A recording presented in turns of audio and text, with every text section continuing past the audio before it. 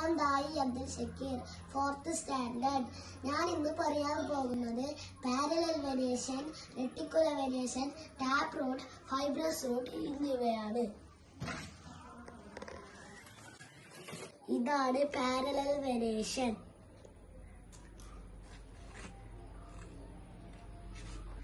കണ്ടോ, parallel variation എത്ര പെട്ടെന്നാണ് കയറി വന്നത്. ഓല ഇലയും പാരലൽ വേരിയേഷൻ ആണ്.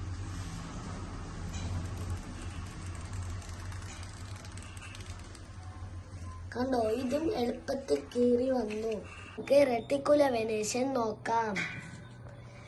ഇതാണ് മാങ്ങയുടെ ഇല.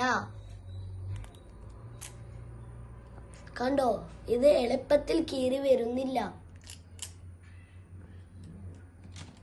ഇത് പ്ലാവിലയാണ്.